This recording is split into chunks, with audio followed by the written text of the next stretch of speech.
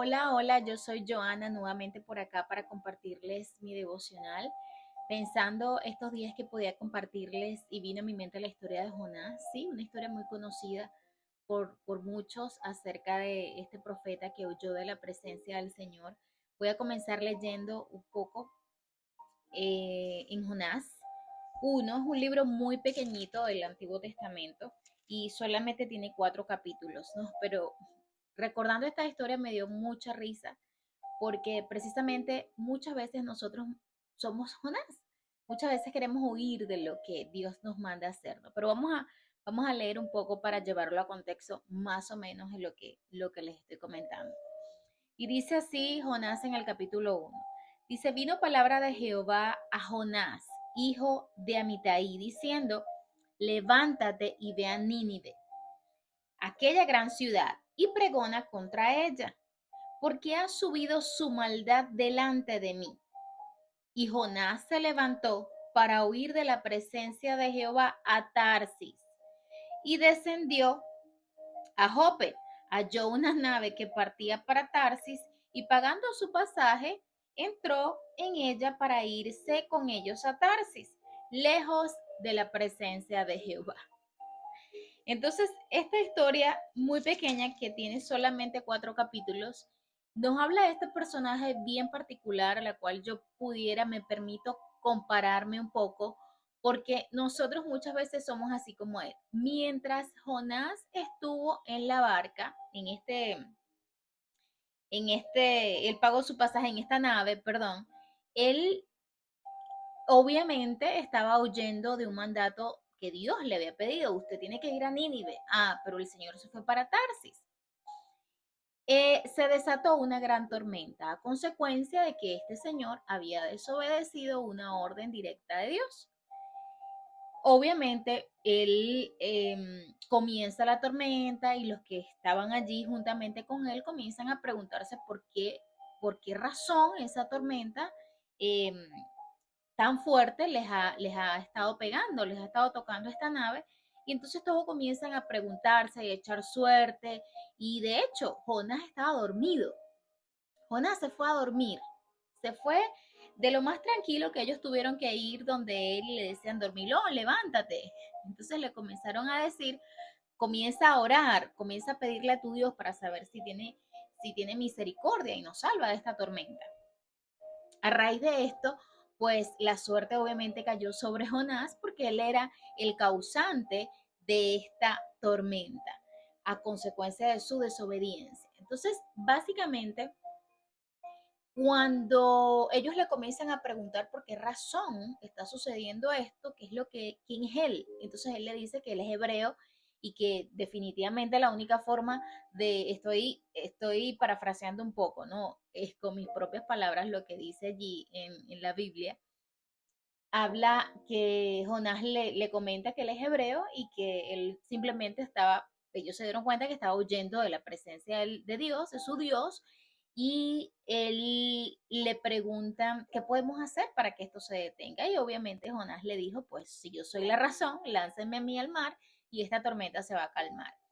Cuando él fue lanzado, obviamente se calma el mar, se calma esta tormenta y el Señor en ese momento envió un pez. Fíjate en el mismo capítulo 1, pero el versículo 17 dice, pero Jehová tenía preparado un gran pez para tragarse a Jonás.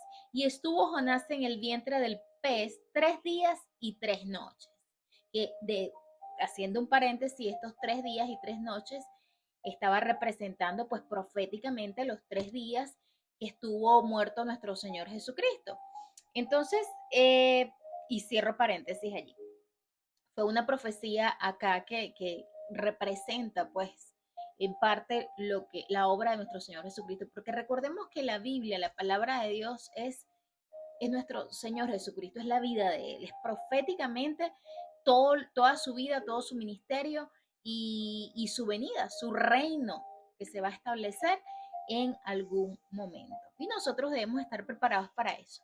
Entonces, bueno, siguiendo con el tema de Jonás, que estuvo 3 días y 3 noches en el vientre de ese pez, yo lo comparo muchas veces a situaciones donde nosotros mismos estamos huyendo de alguna mandato divino, del orden que Dios estableció para nosotros, del diseño. Nosotros tenemos trazado un propósito en nuestras vidas y cuando nosotros no logramos estar dentro de ese propósito, pues indiscutiblemente va a aparecer ese pez que el Señor va a tener preparado para, para, para, mm, para que nos trague, para que nos lleve a ese lugar de meditación, ese lugar donde no vamos a tener salida, literalmente, vamos a estar encerrados y esta situación o este pez puede representar una situación financiera, puede representar una condición de salud, puede representar una situación difícil de tormenta en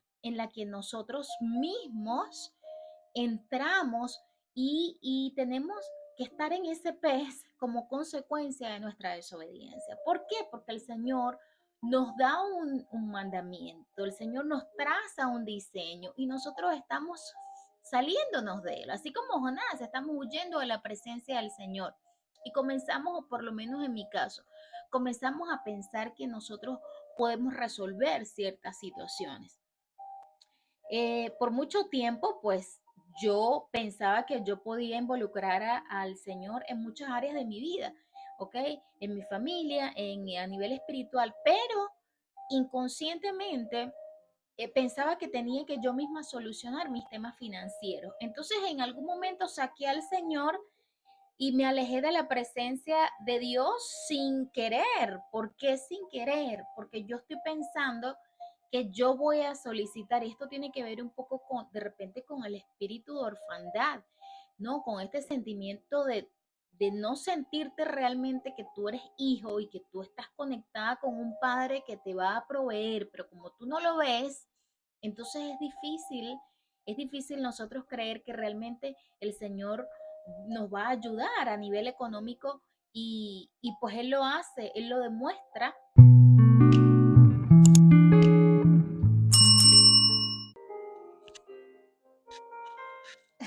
Ok, entonces hablando un poco acerca de por qué yo simplemente decidí sacar al Señor del tema financiero, porque como nosotros no lo vemos, nosotros no creemos que puede ser posible de repente que Dios haga algún milagro. Es difícil para nuestra mente, nuestro espíritu lo entiende.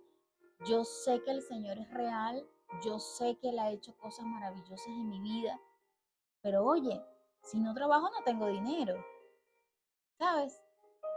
Entonces, como consecuencia de eso, de ese espíritu de orfandad, y cuando hablamos de ese espíritu de orfandad, es esa necesidad o ese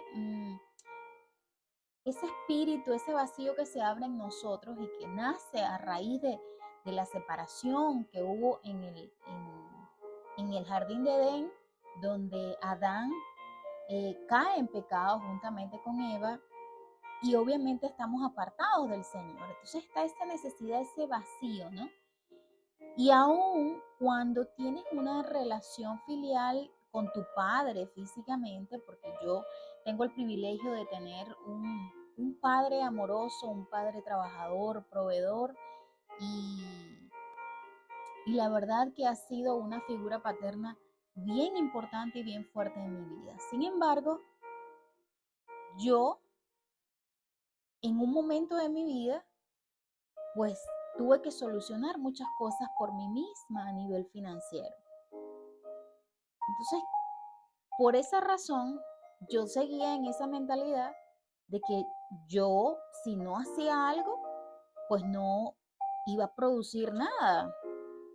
Entonces, económicamente no iba a estar eh, bien sólida, ¿no? Y logro entender, después de mucho tiempo en los caminos del Señor, logro entender básicamente que el Señor está en todo. No es en un área sí y en esta área no, porque de repente el Señor se va a tardar mucho. No, no, no. Él está así, es en todo. Y nosotros debemos involucrarlo.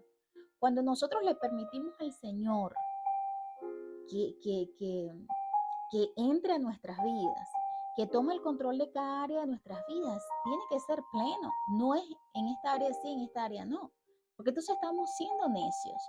inconscientemente puedo pensar que nos puede pasar, que continuamos ciegos a pesar de estar en los caminos, continuamos ciegos y no logramos ver. Realmente Dios está en todo y que tiene que estar en todo, ¿ok? Entonces yo me ubico en esta área muy similar con Jonás, ¿sabes? Jonás entró a ese pez porque él en desobediencia simplemente no iba a ir a Nínive. Para él no había explicación alguna de que el Señor eh, detuviera la destrucción de Nínive. Entonces el Señor lo envía para allá y él se va a Tarsis.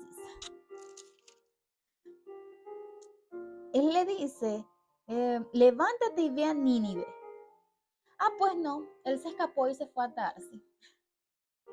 Entonces él comenzó a hacer las cosas a su manera. Bueno, yo pienso que de repente el Señor se va a olvidar de esto. Cuando el Señor habla, hay que obedecer, así de sencillo. Aunque nos guste o no nos guste, porque las cosas no dependen de lo que nosotros creemos, pensemos o sientes en tu corazón. No se trata de eso. Obviamente conocer la voluntad de Dios es difícil, pero por lo menos en mi caso particularmente, aunque yo con claridad no lo veo, no lo veía, puedo decir que yo intenté hacer las cosas a mi manera, solucionar a mi manera. Entonces el Señor, ¿qué hizo? Envió su gran pez y estuve atrapada por mucho tiempo. Y de hecho hasta el día de hoy sigo pagando las consecuencias de haberme salido de esa voluntad. Porque cuando Él tiene un propósito, Él no se lo olvida. Cuando Él, aunque nosotros no tengamos conocimiento, porque el hecho de que tú desconozcas las leyes no te exonera de las consecuencias. Entonces yo he pagado las consecuencias y creo que es un ciclo que se repite en mi vida, pero ya declaro que ya no se repite. Pero indiscutiblemente que el desobedecer, el salirnos de esa línea que el Señor ha trazado para nuestras vidas, trae consecuencias.